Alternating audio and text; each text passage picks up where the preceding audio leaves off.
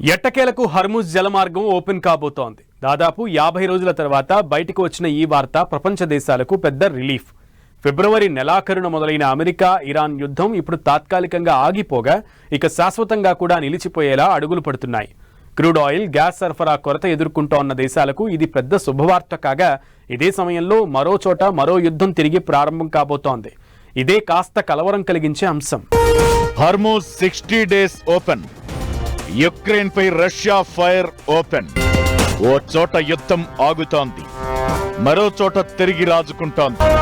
America Iran మధ్య discussions కి deal.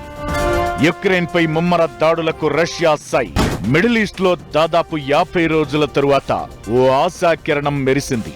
Hormuz జలసంధిని తాత్కాలికంగా ఓపెన్ చేసేలా డీల్ సెట్ అయింది. దీంతో ఇక యుద్ధ విరమణకి దారులు పరుచుకున్నట్లే భావించాలి.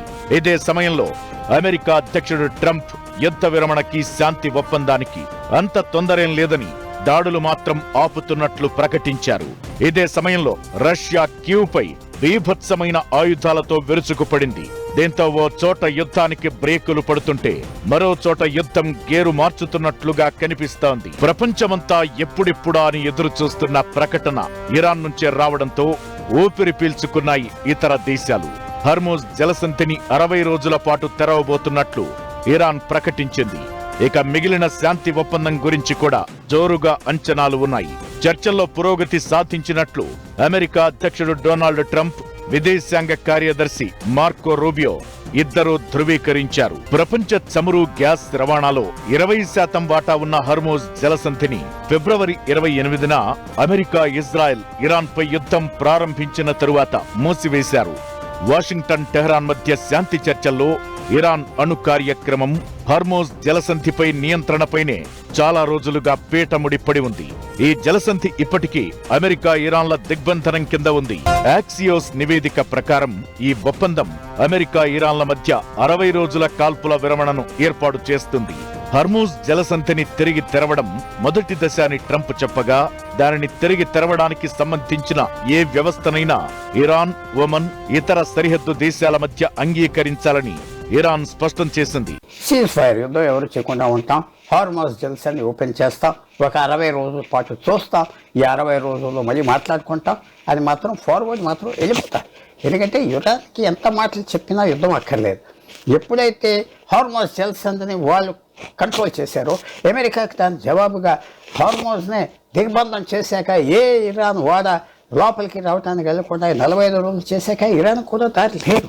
అమెరికా కూడా ఇంక యుద్ధం అక్కర్లేదు, 40-50 రోజులు చేశాం, మన ప్రజలకి మొహం వచ్చేసింది, అనవసరంగా ఇక దిగబడిపోకూడదు అని అమెరికాకి తెలుసు. కనుక రెండు సైడ్స్కి శాంతి టెంపరీగా ఎలా కావాలి, ఫ్యూచర్ ఎలా ఉండినా, అందువల్ల అది కూడా ఇరాన్కి ఏంటంటే ఒప్పందం చేసుకుంటే ఉన్న ప్రభుత్వం కంటిన్యూ అయిపోతారు. ఈ పరిణామంపై యూరోపియన్ దేశాలు సానుకూలంగా స్పందించాయి. ఇరాన్ అధికారులు కూడా ముసాయిదా ఒప్పందం సిద్ధంగా ఉందని ధృవీకరించారు. ఇది ఇరాన్ నౌకాశ్రయాలపై అమెరికా నౌకాదళ దిగ్బంధనం కూడా ముగిసినట్లే భావించాలి. అంతేకాదు, అంతర్జాతీయ ఆంక్షల కింద స్తంభింపజేసిన టెహ్రాన్ నిధులను పాక్షికంగా విడుదల చేయడానికి అమెరికా కూడా అంగీకరించింది. అలానే ఇరాన్ తన ఉత్పత్తులను విక్రయించడానికి వీలుగా చమురు, గ్యాస్, ఇతర పెట్రో కెమికల్స్ పై అమెరికా ఆంక్షలు కూడా తాత్కాలికంగా ఎత్తివేయబడతాయి. ఒక్క యురేనియం విషయంలో మాత్రం కొంత సందిగ్ధత ఉంది. 60% శుద్ధి చేసిన యురేనియం వదులుకోవడానికి ఇరాన్ అంగీకరించగా, 90% శుద్ధి చేసిన యురేనియం విషయంలో మాత్రం పట్టుబడుతోంది. అయితే ఇది చర్చలకు కూర్చున్న తరువాత పరిష్కరించబడుతుందని ఎక్కువ మంది చెబుతున్నారు. అందుకే ట్రంప్ కూడా ఈ కోణంలోనే శాంతి ఒప్పందం కుదరడానికి డెడ్ లైన్ పెట్టలేదంటున్నారు. ఏది ఎలా ఉన్నా ప్రస్తుతం హర్ముజ్ జలమార్గం ఓపెన్ అయితే చాలు, ప్రపంచ దేశాలకు ఇంధన కష్టాలు తొలగుతాయని అభిప్రాయం వ్యక్తమవుతోంది. అమెరికా, ఇరాన్ యుద్ధం ఆగాలే కానీ పండుగ చేసుకోవడానికి ప్రపంచ దేశాలు రెడీ. అయితే రష్యా యుక్రెయిన్ వార్ తిరిగి టాప్ గేర్కి చేరుతుందేమో అనే ఆందోళనలు ప్రారంభమయ్యాయి. ఓ చోట నిలిచిన యుద్ధం మరో చోట రగులుకోవడం ఎంతమాత్రం మంచిది కాదు. ఇప్పటికే 4.5 ఏళ్లుగా సాగుతున్న ఈ రెండు దేశాల యుద్ధం మళ్లీ మొదలైందంటే అది మిగిలిన ప్రపంచానికి మరో రకంగా చేటు కలిగించే పరిణామమే.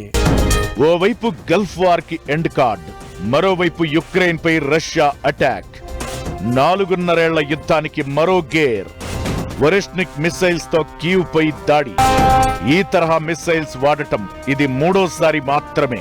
ఈ మధ్యనే యుక్రెయిన్ పై దాడుల విషయంలో అమెరికా, రష్యా అధ్యక్షులు మాట్లాడుకున్నారని, తొందరలోనే దీనికి ముగింపు పలుకుతారని ప్రచారం సాగింది. అయితే కొద్ది రోజుల నుంచి రెండు దేశాల మధ్య తిరిగి తీవ్రమైన ఉద్రిక్త వాతావరణం నెలకొంది. 2 రోజుల క్రితం ఇది మరో మలుపు తీసుకుంది. యుక్రెయిన్ రాజధాని కీవ్ను లక్ష్యంగా చేసుకుని రష్యా భారీ స్థాయిలో క్షిపణి, డ్రోన్ దాడులు నిర్వహించింది.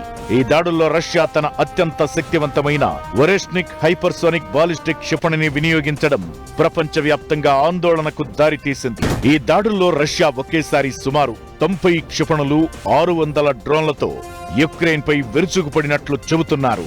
రష్యా దాడిలో కీవ్ ప్రాంతంలోని బిలా జెరెక్వా నగరం తీవ్రంగా దెబ్బతిన్నట్లు యుక్రెయిన్ అధ్యక్షుడు వొలోదిమిర్ జెలెన్స్కీ తెలిపారు. ఈ దాడుల్లో 4 మరణించగా 83 మంది వరకు గాయపడినట్లు అధికారులు వెల్లడించారు. అనేక భవనాలు ధ్వంసమయ్యాయి. వరెష్నిక్ క్షిపణి ప్రత్యేకత ఏమిటంటే ఇది రష్యా వద్ద ఉన్న అత్యంత ప్రమాదకరమైన హైపర్సోనిక్ బాలిస్టిక్ క్షిపణుల్లో ఒకటి. గంటకు 13,000 కిలోమీటర్ల వేగంతో ప్రయాణించగలదు. అంటే ధ్వని వేగం కంటే 10 రెట్లు వేగంగా దూసుకెళ్తుంది. యూరోప్లోని అన్ని దేశాలు ఈ క్షిపణి పరిధిలోకి వస్తాయని, దీన్ని అడ్డుకునే సామర్థ్యం గల ఆయుధమేదీ లేదని రష్యా గతంలోనే ప్రకటించింది. సాధారణ వార్ హెడ్స్ తో పాటు అణ్వస్త్రాలను కూడా మోసుకెళ్లగల సామర్థ్యం దీనికి ఉంది. 4.5 ఏళ్లుగా కొనసాగుతున్న యుద్ధంలో రష్యా ఈ క్షిపణిని ఉపయోగించడం ఇది మూడోసారి మాత్రమే.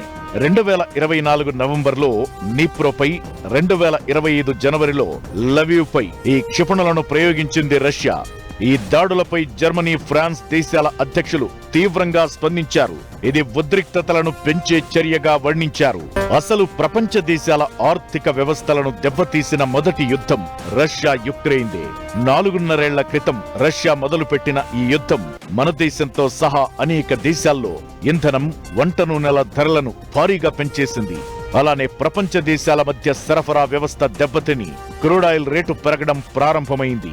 ఇక ఈ ఏడాది ఫిబ్రవరి నెలాఖరులో అమెరికా, ఇజ్రాయెల్ మొదలుపెట్టిన గల్ఫ్ వార్తో ఆ కష్టాలు మరింత ఎక్కువయ్యాయి. హర్మూజ్ జలమార్గం స్తంభించిన నేపథ్యంలో ఇంధనం, గ్యాస్ రవాణా ఆగిపోవడం, ఇతరత్రా దాడులతో అసలు ఉత్పత్తికే బ్రేకులు పడ్డాయి. ఈ నేపథ్యంలోనే అమెరికా, ఇరాన్ మధ్య కాస్త యుద్ధ విరమణకి దారులు పడగా, ఇదే సమయంలో తిరిగి రష్యా, యుక్రెయిన్ మధ్య ఉద్రిక్తతలు పెరగడం కలవరం కలిగిస్తోంది.